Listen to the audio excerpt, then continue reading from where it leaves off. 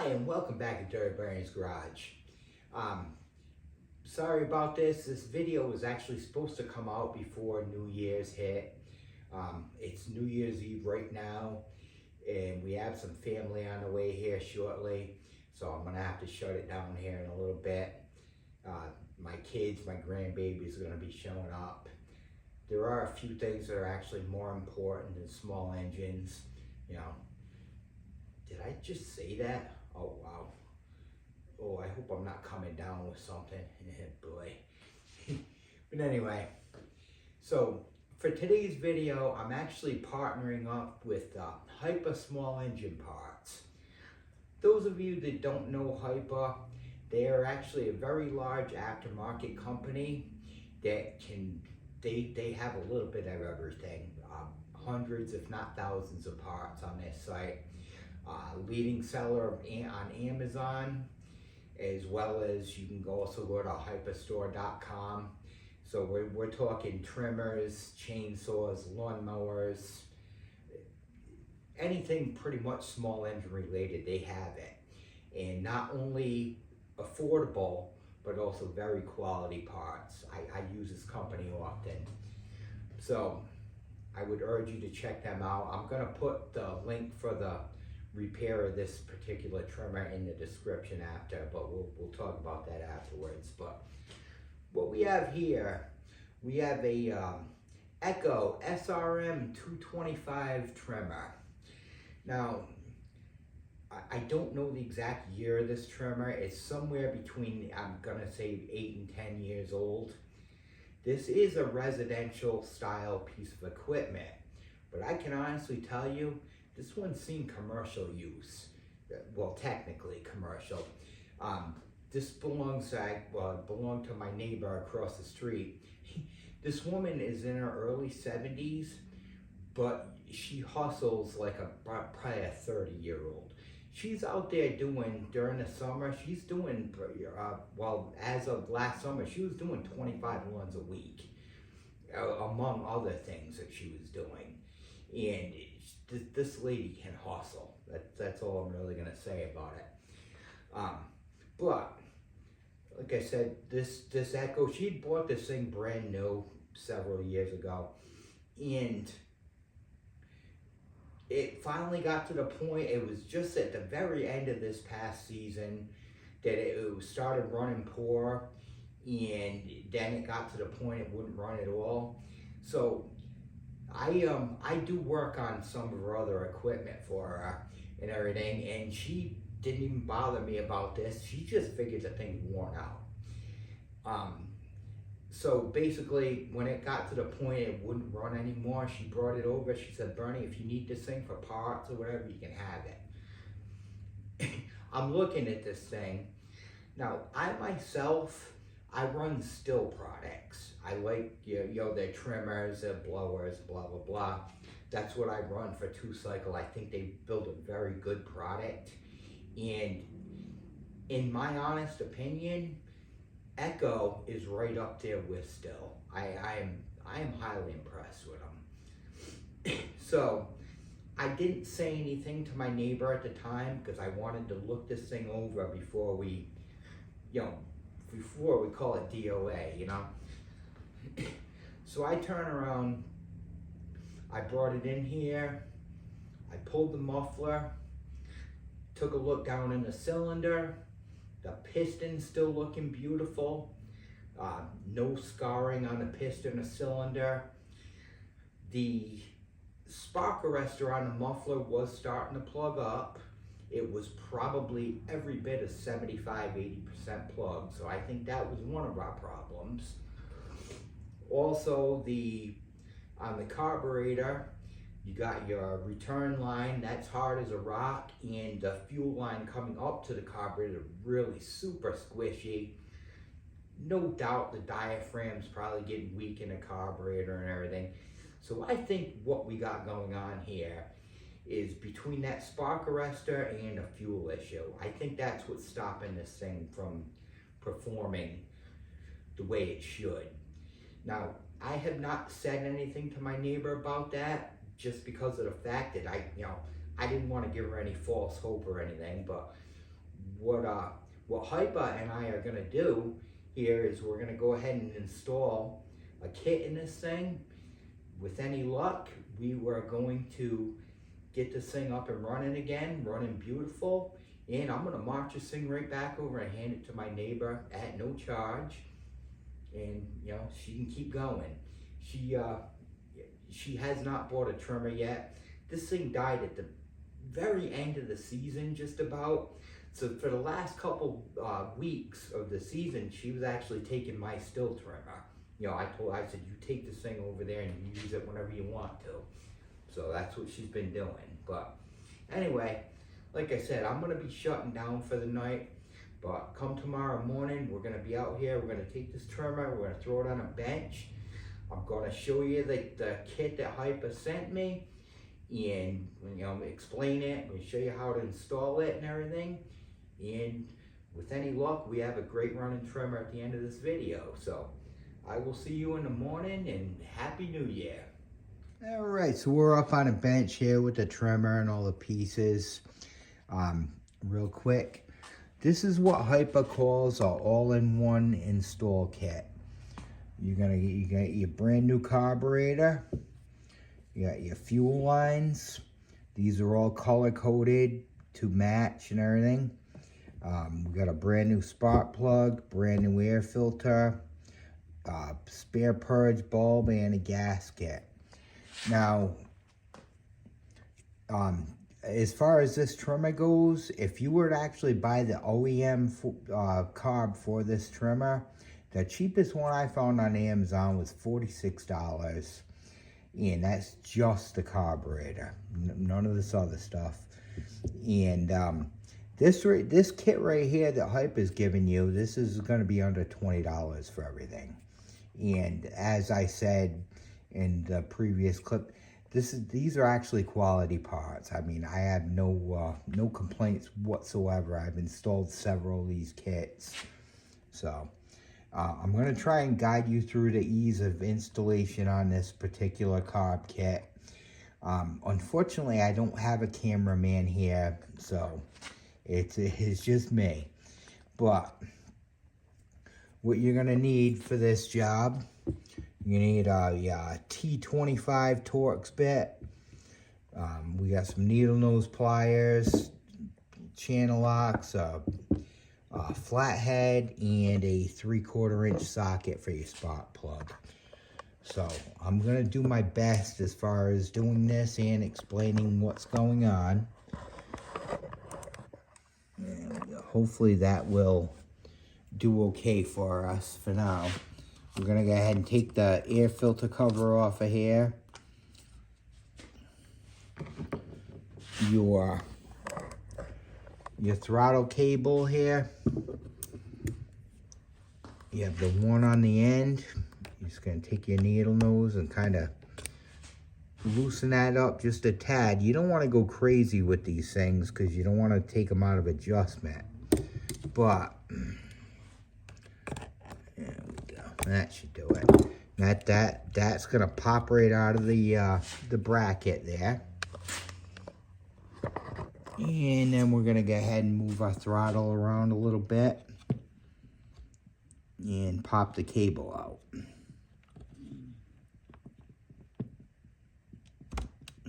All right, is that. That's out of the way. So, all right. Then we're gonna go ahead and take our, we have two bolts here that are actually holding the carburetor on. Right here and here. We're gonna go ahead and pop them out of there.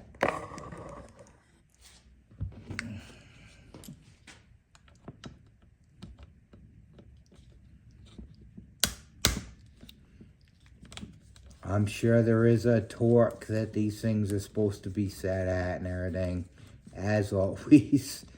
I mean, I'm not trying to brag or you do this enough and your hand's kind of calibrated. But all I could tell you is if you're doing this for the first time, just don't crank them. Just don't crank the snot out of them. You're only going into plastic and everything. Just snug them.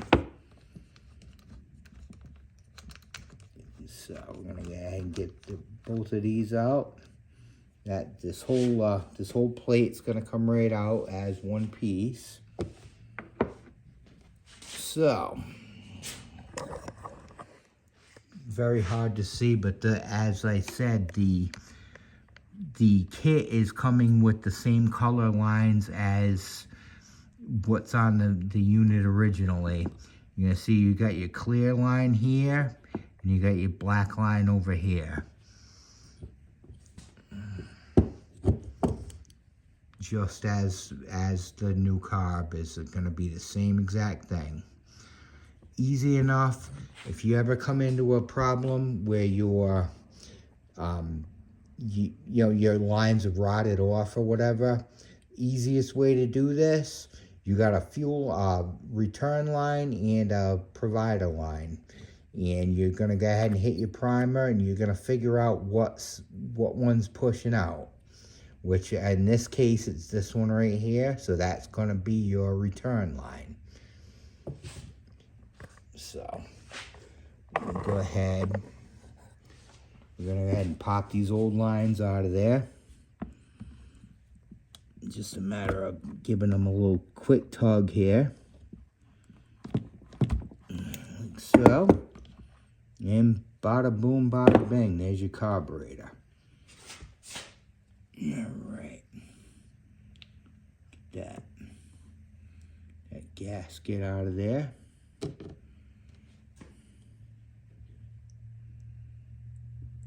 All right, there's that.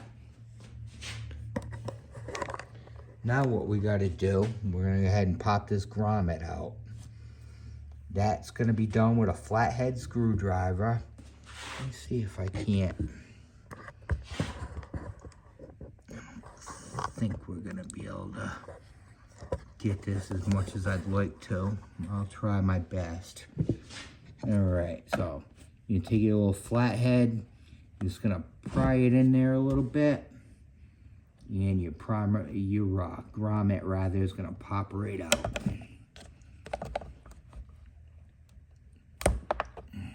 There we go.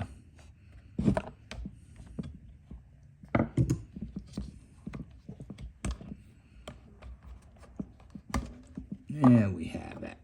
And your fuel filter will come right out of the hole. Go ahead and just wipe that surface down just a tad.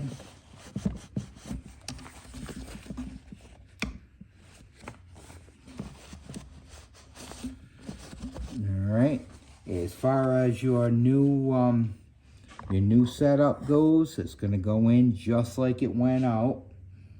What I normally do on these, I give them a little bit of motor oil. Just a small amount. What it's going to do is it's going to help this grommet slide back in just as easy. So you're going to go ahead and put your fuel filter in there first to get it going. Your vent's going to go towards the back. You're going to go ahead and get part of the grommet in as much as you can by hand. And then you're just going to work it a little bit with this screwdriver. It's kind of just pry a little bit. You don't want to go crazy because you don't want to tear the grommet. But that's why I always use the engine oil on there, just to help it slide a little bit easier. And of course this one's not going to cooperate because I put the wrong end in first. Alright, we'll try it again. So you basically what you're going to do, you're just going to work it a little bit, and you will actually feel this thing pop right back in place. And it's a fairly easy. It's actually easier in the warmer weather, just simply because the rubber is going to be softer. Now here, being January 1st, that's not the case.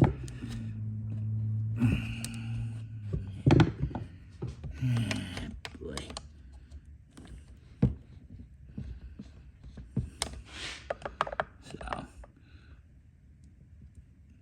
And it takes a few times to get this. You're gonna have to just work it a little bit. But sorry about that. We had a little interruption in the video. My wife walked in for a second. But anyway, so here's your grommet. I got it, like I said, you just work it in there a little bit with a screwdriver. Pop it in place. This one here fits nice and snug. It's excellent. You have this is your vent. You always want this facing towards the back of the unit. Some of these units actually have a little clip where this vent would clip into. This particular one does not. So, but anyway, that's what you want your whole setup to look like. Like I said, we got your black feed line, your clear return line, and your vent. This is the gasket that came off of the unit. Kind of hard to see. Very bottom here, you can see a little hole right where my finger is. That's just one of your vents for your carburetors. So the HIPA one is actually, this is kind of like a universal gasket. It'll fit many different items. A lot of times, to be perfectly honest with you, I like to use the OEM gasket just because I think it's a better fit. But in this case, you can see how distorted this gasket is and everything. So we're gonna go ahead and we're gonna forget that one. But it's time to go ahead. We're gonna get this carburetor back on here.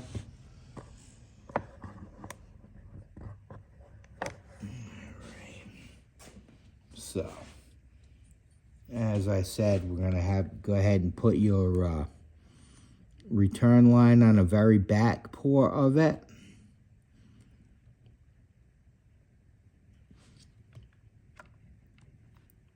It's a nice tight fit. I like that. And your other one's gonna go in the back of it.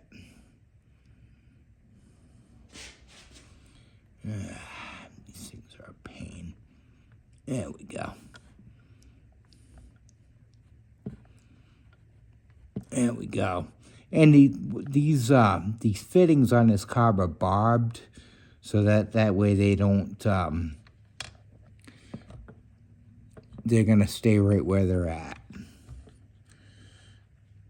All right, so we're gonna go ahead and put our, put that plate back in here with your screws. I'm gonna put that gasket on, like so. And we're gonna crank it down.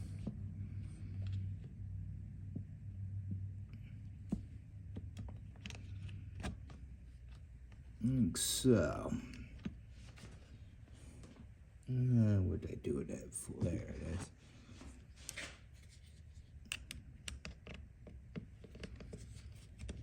Now, I normally have a little thing that goes on my drill to do this job. As far as the Torx bit goes, my daughter's using it right now.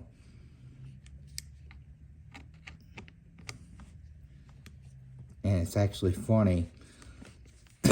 January 3rd, it happens to be my birthday.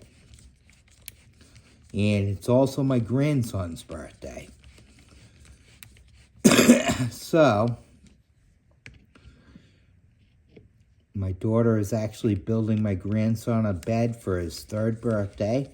He's got a big boy bed coming in. So I'm stuck using this thing, but it's all right. It's worth it. Like I said, you're going to just take these things and snug them up a little bit. You don't have to go crazy with it.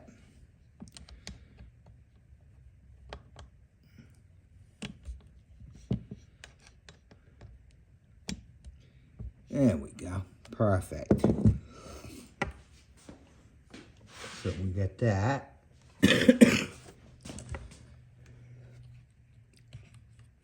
Go ahead and hook our throttle cable back up again.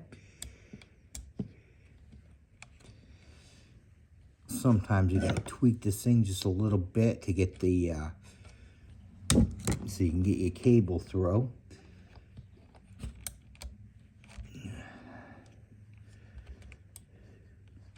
Like so. And then we're gonna drop that in there.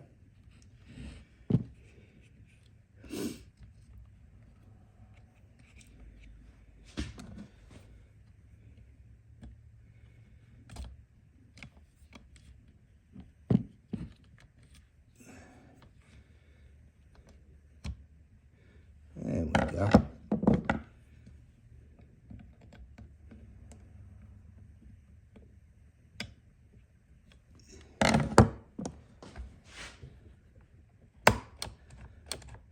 There we go. All right. That's really what you got to be at. And then you're going to take your needle nose, go ahead and just crank that one down just a tad. Again, you don't have to go crazy with it. Just kind of snug it a little bit. There we go. And we have a working throttle. All right, so we got both our fuel lines hooked up where they belong. Throttle hooked up. We got everything tightened up. We're gonna go ahead and put the air filter back on there.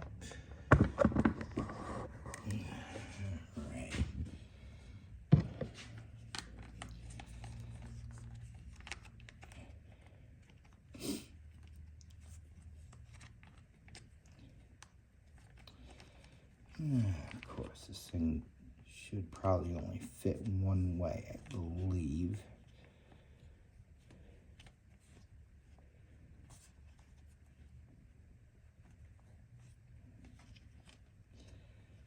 So,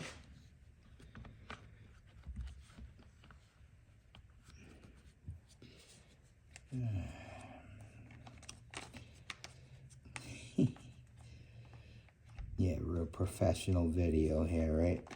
Came with this stupid air filter in it. There we go. All right, that's what we wanted.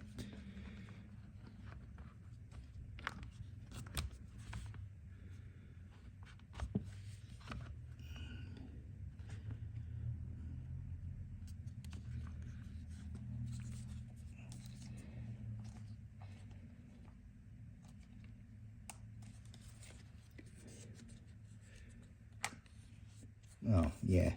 Bet you it would help if I put it on the right way, huh? Wow.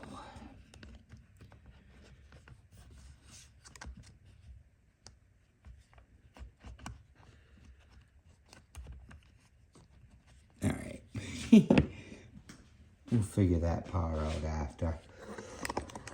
Anyway, I just wanted to show you that that's basically what it is going to take to install this carburetor. I'm going to take this thing outside and put some fuel in it. Actually, I'll do the plug too, but if you've made it this far, I'm sure you know how to install a spark plug. That's really no big deal. But I'm going to take this thing outside and fuel it, and then next up, we're going to go ahead and we're going to fire this thing up and see how it goes, and we'll go from there with it. All right, guys, here it is. It's time we're gonna try this thing out real quick. We're gonna have to do this outside. I am just very leery about starting things up in a garage and gas fumes and everything with a heat running. So unfortunately, it's about 30 degrees out here. So, but at the same time, if this thing runs at this temperature, obviously it's gonna run at the warmer temperatures. So let's give her a try. So we're going to go over here. I'm going to go ahead and purge it real quick, and we're going to see what happens.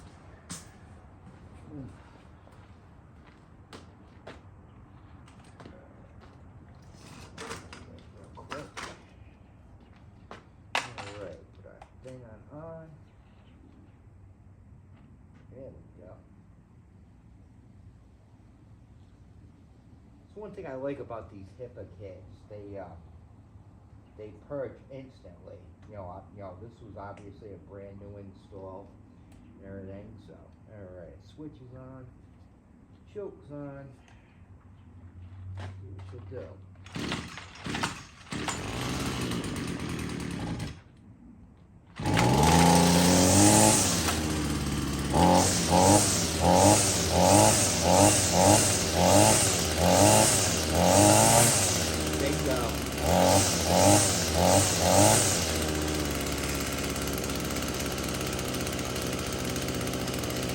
Look at that.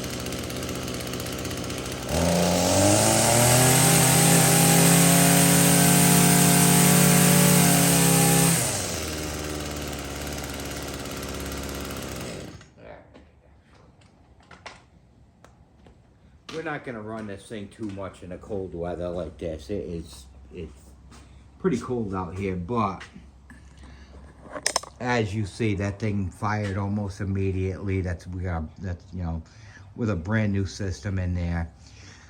Unfortunately, I wanted to end this video with me bringing this unit over to Martha and giving it back to her. It's too cold right now. She's normally outside all the time and everything. She's not been out at all today, so I'm not gonna bug her. She might not be feeling well or whatever, but anyway, I hope you are happy with this video, and another big thank you to HIPA for these parts and everything, and we'll catch you on the next one.